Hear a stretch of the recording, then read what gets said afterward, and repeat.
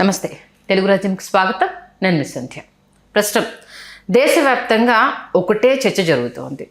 నీట్కి సంబంధించి కేంద్ర ప్రభుత్వం చేసిన ఆ పొరపాటు, దానికి బదులుగా విద్యాశాఖ మంత్రి ధర్మేంద్ర ప్రధాన్ను రాజీనామా చేయించమంటూ విద్యార్థులు కావచ్చు, అలాగే సోనం వాంగ్చుక్ నిరాహార దీక్ష చేయడం కావచ్చు, దానికి కాక్రోచ్ జనతా పార్టీ అధ్యక్షుడు అభిజిత్ కావచ్చు, అలాగే కొన్ని వర్గాలకు సంబంధించి సపోర్టు, అటు లక్షలాదిగా తరలి వెళ్ళిన విద్యార్థుల సాక్షిగా పార్లమెంటు దగ్గర వాళ్ళపైన జరిగిన దాడి, ఇదే ఇప్పుడు పెద్ద చర్చగా మారుతోంది. ఎందుకు కేంద్రం మొండి వైఖరికి వెళ్తోంది? నిన్న విద్యార్థులతో చర్చలు జరిపినా అవి సఫలం కాలేదు. వాళ్ళు పెట్టిన డిమాండ్లను కొన్ని కేంద్రం అంగీకరించలేదు. మరి ఈ నీట్కి సంబంధించి కేంద్రం అనవసరమైన ఈగోకు పోతోందా? దానివల్ల భారీ మూల్యం చెల్లించుకోక తప్పదా? జరుగుతున్న పరిణామాలు ఏం సూచిస్తున్నాయి తెలుసుకునే ప్రయత్నం చేద్దాం. సీనియర్ పొలిటికల్ అనలిస్ట్ భరద్వాజ్ గారు మనతో ఉన్నారు. ఆయన మాటలు. భరద్వాజ్ సార్, నమస్తే. నమస్తే అండి. ఏంటి కాక్రోచ్ జనతా పార్టీ అభిజిత్ కావచ్చు, ఇటు సోనం వాంగ్చుక్ పెరుగుతున్న మద్దతు కావచ్చు, అలాగే అన్ని రాష్ట్రాల నుంచి విద్యార్థులు ఏకమై నిన్న పార్లమెంట్ దగ్గర చేసిన నిరసన కావచ్చు, ఏం చెప్తోంది? అంటే పోటీ పరీక్షల నిర్వహణకు సంబంధించి, అలాగే పేపర్ సెట్టింగ్కి సంబంధించి కూడా గందరగోళం ఉంది అనేది చాలామంది, అంటే రాజకీయాలతో సంబంధం లేని వ్యక్తులు కూడా మాట్లాడుతున్న పరిస్థితి ఇప్పుడు దేశంలో. ఏ రాజకీయ పార్టీతోనూ సంబంధాలు లేని మామూలు పేరెంట్ కూడా బాధ వ్యక్తం చేస్తున్నారు.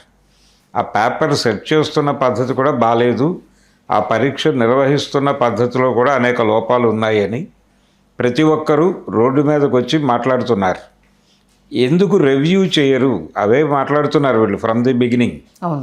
మీ పరీక్షా విధానంలో లోపం ఉంది, అలాగే పేపర్ సెట్ చేయడంలో లోపం ఉంది, పోటీ పరీక్షల నిర్వహణలో లోపం ఉంది అని చెప్తున్నప్పుడు ఈ లోపాలు ఏం చెప్తున్నారో వాళ్ళు, దాని మీద ఒక ఓపెన్ డిస్కషన్ పెట్టడానికి ఎందుకు ప్రభుత్వం వెనకడుగేస్తోంది అనేది ఇప్పుడు అందరికీ డౌట్.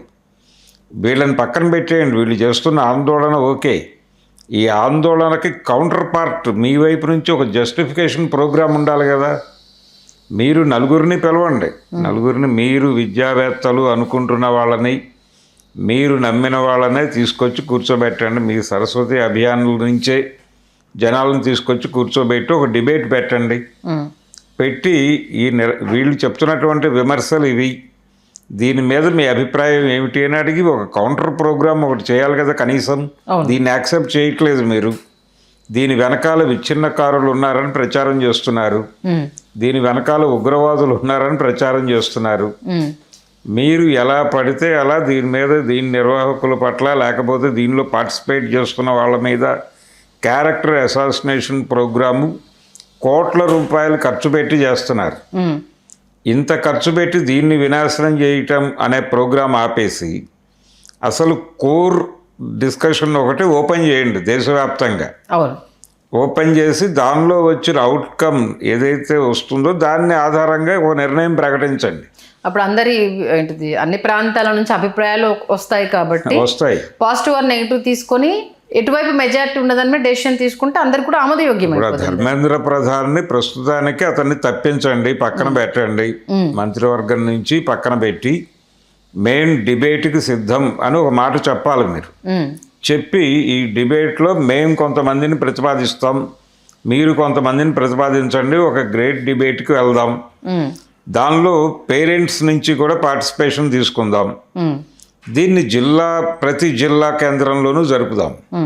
ఈ ప్రతి జిల్లా కేంద్రంలోనూ వచ్చినటువంటి అభిప్రాయాలని ఒక చోట పెట్టి దాన్ని స్క్రూటనైజ్ చేసి దాని మీద ఒక నిర్ణయం తీసుకుందాం అనేది. ఎందుకు వాళ్ళు నిర్మాణాత్మకమైన కార్యక్రమం తీసుకోకుండా విద్యార్థుల్ని నిన్న ఆ పార్లమెంటుకి వెడుతున్నటువంటి పార్లమెంటు ముట్టడి అని అన్నారు, కానీ నిజానికి ఎందుకు చేయాల్సి వచ్చింది అది మీరు నెల రోజులు పట్టించుకోనందుకు. కానీ మీరు 20 రోజులు ఆయన నిరాహార దీక్ష చేస్తే కనీసం ఒక రిప్రజెంటేషన్ రాలేదు.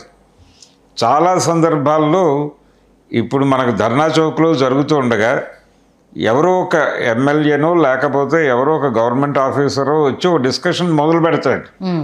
మీరు మరీ ఎక్కువ అడుగుతున్నారు, ఇలా కాదు, దీన్ని ఈ పద్ధతిలో సాల్వ్ చేయాలి, కాబట్టి మీరు ఒక డైలాగ్కి రండి, మనం కూర్చుని డిస్కస్ చేద్దామని చెప్తారు. ఒక నెగోషియేషన్ ప్రోగ్రామ్కి తెరెత్తాలి కదా ఎవరో ఒకళ్ళు. అసలు పట్టించుకోకుండా వదిలిపెట్టేసి దేశవ్యాప్తంగా క్యాండిల్ ర్యాలీలు ఇన్ని జరిగినా కానీ ఎవడు స్పందించకుండా ఉండటం వలన మీకు తెలియట్లేదు, నొప్పి తగలటం లేదు, మీకు శబ్దం అందటం లేదు, మీ చర్మం మొద్దుబారిపోయింది అని వీళ్ళు పార్లమెంటుకి ముట్టడి అనే పిలుపునిచ్చారు. ఆ ముట్టడి అంటే అక్కడ దాకా వచ్చి మీకు వినిపిద్దామనే గోడు, అంతకుమించి వేరే కోరికలు ఉండేవాళ్ళు. ఏదో భగత్ సింగ్ లాగా పార్లమెంట్లో బాంబులు వేయాలనో అలాంటి ప్రోగ్రామ్స్ ఏవి లేవు వాళ్ళకి. ఇక్కడ ఆత్మహత్య చేసుకున్న వాళ్ళకు సంబంధించి ఆ కుటుంబానికి ₹1,00,00,000 నష్టపరిహారం ఒకటి. అంతే. రేపు రాబోయే రోజుల్లో ఇలాంటి తప్పిదాలు జరగకుండా నిర్మాణాత్మకంగా ఉండాలి అన్న ఒక ఆలోచన. అంతే. ఎందుకంటే విద్యా వ్యవస్థ మీద ఇప్పటికే అనేక మరకలు పడుతున్నాయి. ఒక రాష్ట్రం అని కాదు, అన్ని రాష్ట్రాల్లోనూ అలాంటి పరిస్థితి ఉంది. కాబట్టి మీ దగ్గరనే ప్రక్షాళన జరగకపోతే కింది వాళ్ళని ఏం క్వశ్చన్ చేస్తాము అనేది వాళ్ళ ఆవేదన కదా. అవును. ఎందుకంటే రైట్ వేలో అడుగుతున్నారు. ఇప్పుడు గతంలో అనేక ఎగ్జాంపుల్స్ ఉన్నాయి. మనకి నైతిక బాధ్యత వహించి రాజీనామాలు చేసినటువంటి మంత్రుల జాబితా ఒకటి ఉంది. క్లాసిక్ ఎగ్జాంపుల్ లాల్ బహదూర్ శాస్త్రి గారు. ఆయన రైల్వే మంత్రిగా ఉన్న రోజుల్లో జరిగిన ఒక రైల్వే యాక్సిడెంట్, ట్రైన్ యాక్సిడెంట్కి సంబంధించి ఆయన రాజీనామా చేశాడు.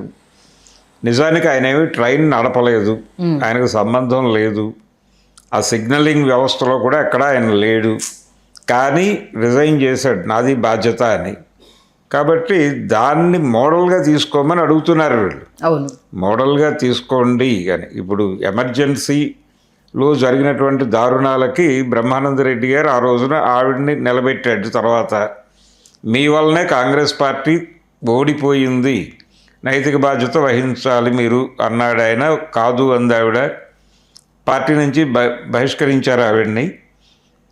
అలా ఏదో ఒక మోరల్ ఇది ఉండాలి కదా. అది నష్టమా లాభమా అనేది పక్కన పెట్టేస్తాయి. మీరు కనీసం దేశవ్యాప్తంగా ఇంతమంది గగ్గోలు పెడుతున్నారు, దీన్ని ఎక్నాలెడ్జ్ చేయాలి కదా కనీసం. ఎక్నాలెడ్జ్మెంట్ కూడా లేదు ఈరోజు వరకు కేంద్ర ప్రభుత్వం నుంచి అనేది గొడవ. ఎక్నాలెడ్జ్మెంట్ లేకపోగా మీరు ముందు రోజే వచ్చి మాట్లాడి ఉండాల్సింది. మీరు పార్లమెంటు ముట్టడి అనే ప్రోగ్రాం ఎప్పుడైతే వీళ్ళు అనౌన్స్ చేశారో, ఆయన పార్లమెంటరీ వ్యవహారాల శాఖ మంత్రి మీడియా ముందుకు వచ్చి 3 అంచెల భద్రత ఏర్పాటు చేస్తున్నాం అన్నాడు. కానీ అసలు భద్రత ఎందుకు ఏర్పాటు చేయాలి? మీరు వాళ్ళందరికీ డబ్బులు ఎందుకు ఇవ్వాలి? మిలిటరీని తీసుకొచ్చి అక్కడ మోహరించాల్సిన అవసరమే ఉంది, బార్డర్ సెక్యూరిటీ ఫోర్సెస్ని. మీరు ఓపెన్గా ఒక 5గురు వచ్చి కూర్చుని ఒక 2 గంటలు మాట్లాడితే విషయం సెటిల్ అయ్యేది. అంతే కదా. అందరూ కామ్గా ఎవరిళ్ళకి వాళ్ళు వెళ్ళిపోయేవాళ్ళు. మీరు అంత డబ్బులు ఎందుకు ఖర్చు పెట్టుకోవాలి అక్కడ? ప్రతిసారి ఇదే చేస్తున్నారు. నిన్న లాఠీ చార్జ్ చేయటం కావచ్చు, టియర్ గ్యాస్ కొట్టడం కావచ్చు, ఆ బ్యారికేట్ల మీద నుంచి పడి జనాలకి కాళ్ళు చేతులు విరిగి హాస్పిటలైజ్ అయ్యి చాలా సందర్భాలు ఇలాంటివే జరుగుతాయండి. అంటే జలియన్ వాలాబాగ్ లాంటిదే క్రియేట్ చేశారు నిన్న అక్కడ.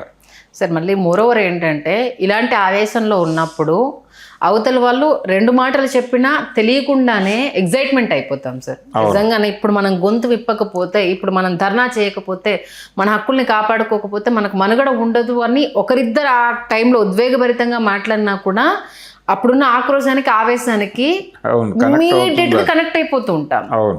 దానివల్ల జరిగే మూల్యము, అది ఎంతమంది జీవితాలు నాశనం అవుతాయి. ఇప్పుడు దాంట్లో ఏంటి, బాధపడ్డ కొందరు పార్టీలకు అతీతంగా వెళ్ళిన వాళ్ళు ఉన్నారు అక్కడ.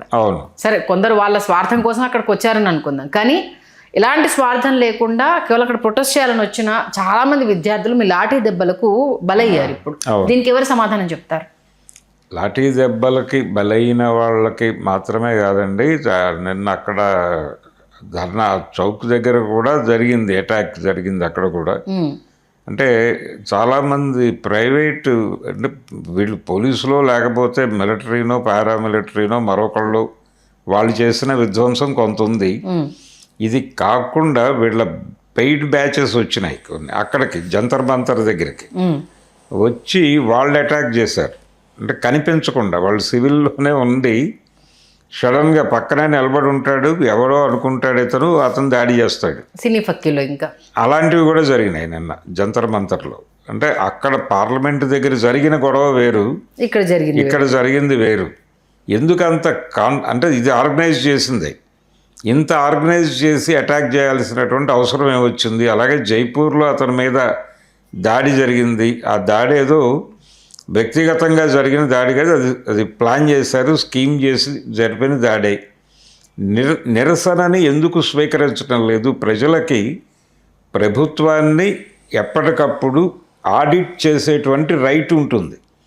ఆడిట్ చేసి మీరు ఈ తప్పులు చేస్తున్నారు, ఇది రెక్టిఫై చేసుకోండి అని చెప్పే హక్కు ఉండటమే ప్రజాస్వామ్యం.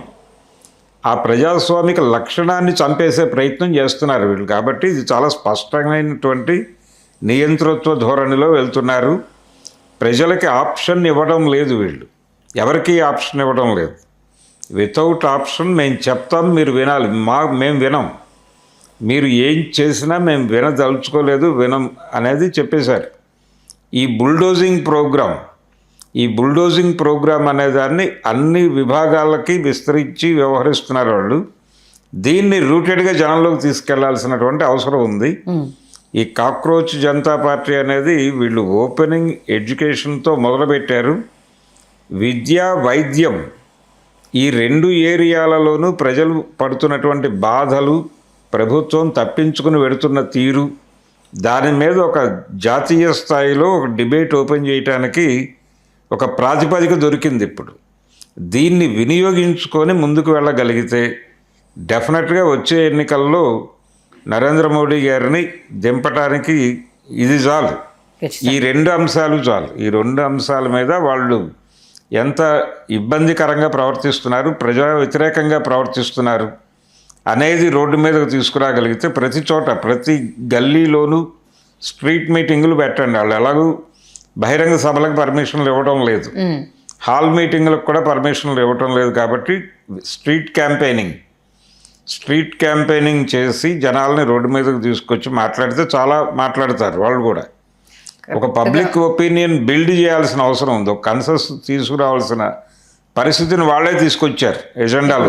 అవును, కరెక్ట్గా ఆర్గనైజ్ చేస్తే మాత్రము ఒక మంచి కాజ్కి అయితే సొల్యూషన్ దొరికినట్టు అవుతుంది సార్. నిజంగా అవును, పార్టీలకు అతీతంగా నిజంగా కాక్రోచ్ జనతా పార్టీ అభిజిత్ కనుక రాజకీయాల మకిలి అంటకుండా దీన్ని మీరు అన్నట్టు ఒక స్ట్రీట్ వైజ్ వార్ కావచ్చు, జనాల్లో నిత్యం ఇది డిస్కషన్ జరిగితే, రేపు మీ పిల్లలకు సంబంధించి ఇలాంటిదే జరిగితే, తెలివైన నీ కొడుకు సీటు రాకుండా నష్టపోతే ఏంటి అన్న ఒక థాట్ని కనుక థర్డ్ ప్రాసెస్లో రన్ చేయగలిగితే పెద్ద ఉద్యమం అయిపోతుంది. డెఫినెట్గా. అంటే రాజకీయమేనండి, ఇది రాజకీయమే. ఆల్టర్నేటివ్ పొలిటికల్ లైన్ ఒకటి చెప్పి మాట్లాడి జనాలతో అటాచ్ అవ్వాలి ఆయన.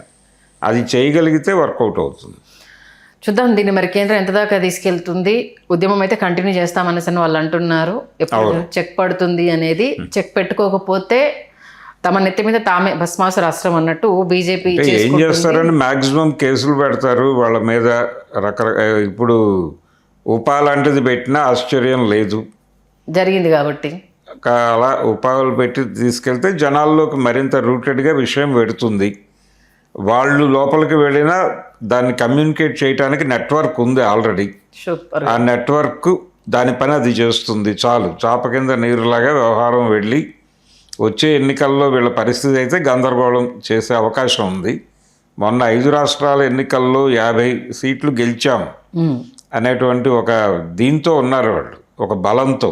అవును, అది ఇబ్బందికరంగా మారుతోంది. అది తగ్గి ప్రజల ముందు కొంచెం సబ్మిసివ్గా ఉండి ఉద్యమాల పట్ల వినయం ప్రదర్శించగలిగితే మీకు ప్రజాస్వామ్యం మీద గౌరవం ఉంది అనుకుంటారు, లేదంటే తీసి పక్కన పెడతారు. చూద్దాం ఏం జరుగుతుందనేది. మామూలుగా అయితే స్టూడెంట్స్తో పెట్టుకోవద్దు, పెట్టుకుంటే రాజకీయాలు ఏ రకంగా మారాయో మనం అనేక సందర్భాల్లో చూసాము. మరి దీన్ని ఏ రకంగా తీసుకెళ్తారనేది మంచి విశ్లేషణ అందించారు. Thank you sir. Thank you. Hello, Telugu రాజ్యం ఛానల్ చూస్తున్నారా? సామాజిక, రాజకీయ, జీవన చిత్రణే తెలుగు రాజ్యం. అతిశయోక్తులు, అసత్యాలు ఉండవు. రాజకీయ కోణం కాదు, ప్రజా కోణమే కొలబద్ద.